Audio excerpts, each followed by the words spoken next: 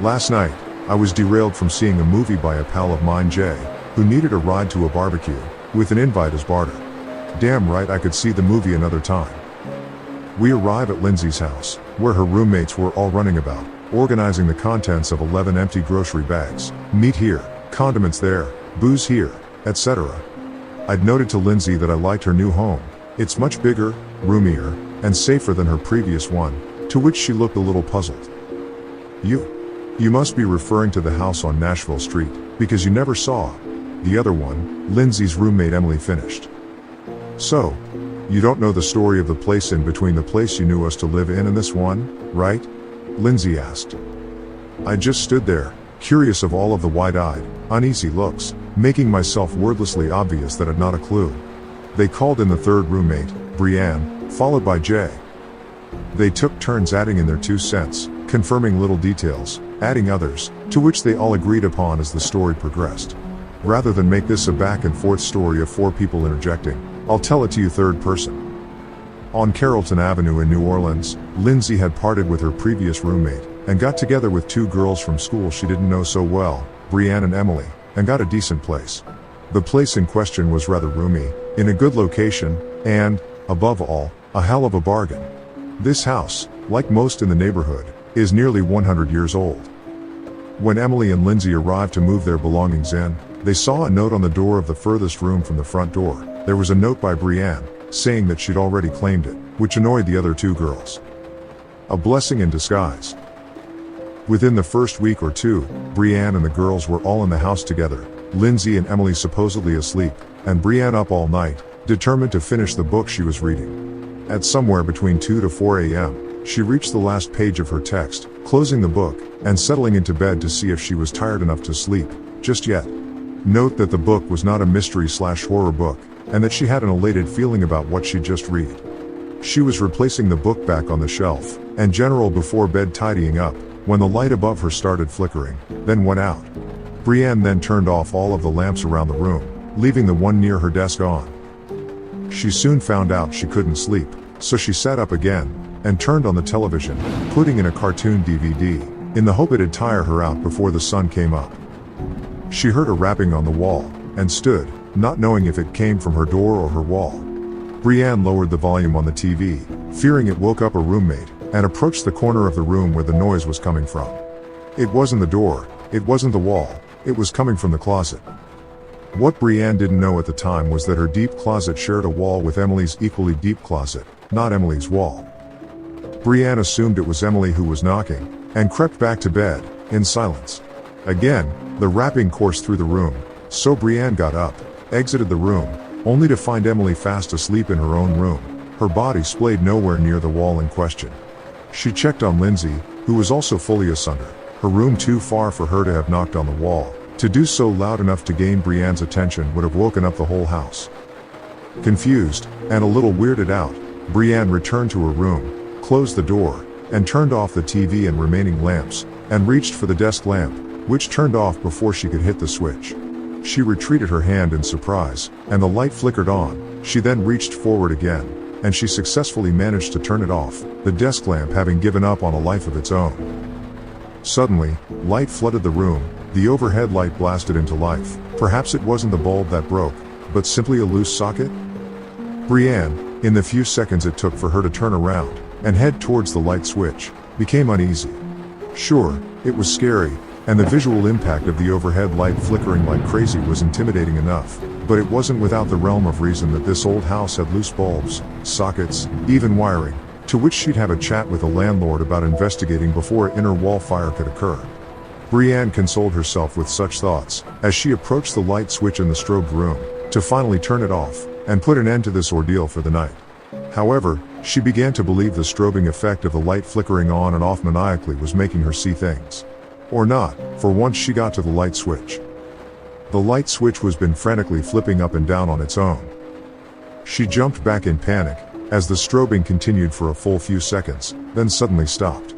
Following a few moments later, in the darkness, was the knocking making a reappearance, but much, much louder than before.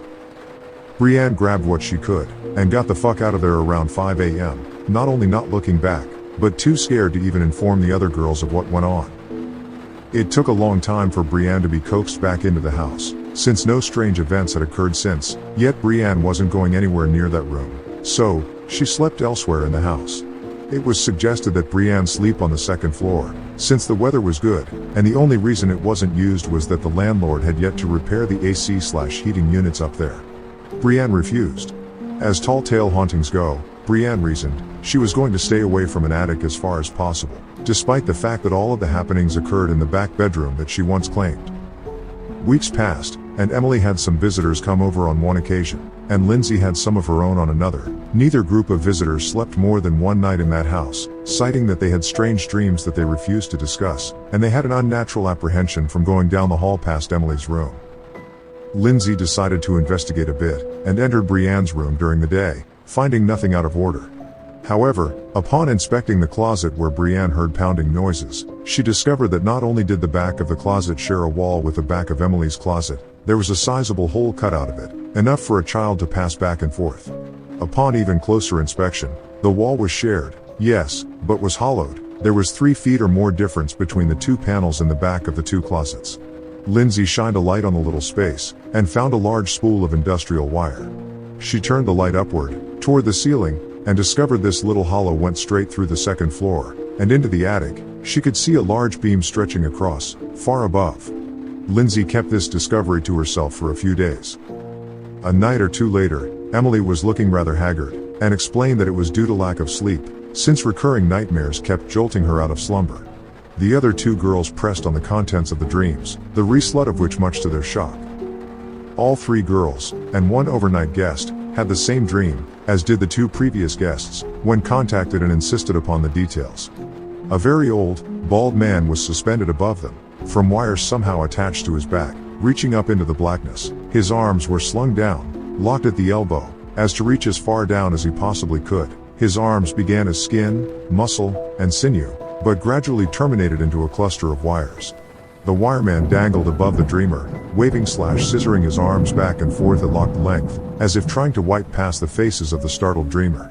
Finally, the man would buckle, as if a few inches of slack was granted from above, and the wireman would immediately and eagerly grasp the sleepers' throats with its wire hands, and choke them vigorously. They could hear him smiling. The dreamer would suffer and die in the dreams, before awaking. The vast majority of these factors were shared with the dreamers, without deviance.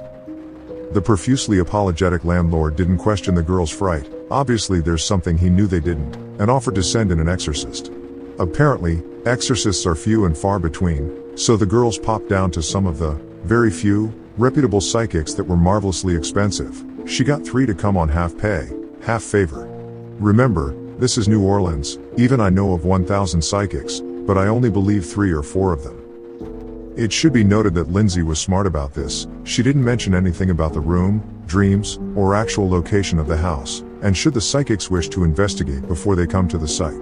Lindsay convinced them to accept the job with as very little info as possible, and all of the girls were there when the psychics showed up, offering them nothing, but listening to everything. The psychics entered the house and all of its rooms, feeling nothing, until they got to the last room of the hall, where all 3 of them looked at each other in discomfort. One began crying. They backed out of the room. Lindsay took them into Emily's room, and showed them the little room between the closets, obviously from the safe side, and directed their attention upward. Soon after, the band of explorers would find themselves in the dreaded attic, and had found the crossbeam in question. It had a deeply etched groove of wear from a once taut wire, and was indeed centered directly above that little hole. The psychics soon joined the girls in the living room, and discussed what they felt. Apparently, a long time ago, a woman had run off from her husband and little boy.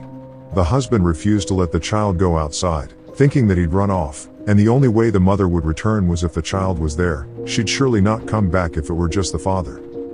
One day, tired of the wait, the father locked his son in his bedroom, and hung himself, with wire. We're not 100% certain, in the little room? Not 100% certain, until, of course, he died, assuming that the mother would soon come for the son. She didn't. The little boy died of dehydration in his room. While this didn't explain a good half of what went on, the psychic went on to say, well, there was some sort of torture. Perhaps self-torture, but I don't know if that preceded the man and his boy, or if it involved the man and his boy. We threw down many tarot cards, and, Despite the meaning of the hanged man that we all accept, it came up every damn hand. We used 108 cards, it came up every 3 cards after a thorough reshuffle. I think it's demanding a new meaning, perhaps an obvious one? We don't know, we don't normally do this, but certain impressions are undeniable. The landlord offered a second property, bigger, better, and cheaper, to which the girls took, and presently live. The girls, when they think of it, did a little investigating, and here's what they came up with. 1. Neighbors had seen 6 sets of tenants come and go in the last 2 years alone. 2. Their pal, Brian, who had several nervous breakdowns, including crying in class, and walking around bug-eyed, in the year previous turned out having lived in that very house, in that very room for 6 months. Brian was mortified when the girls admitted they stayed there. He even recalled the wireman dream with eerie clarity and description. Apparently his state has improved in the time he's been out of that house. 3. The house is currently unoccupied.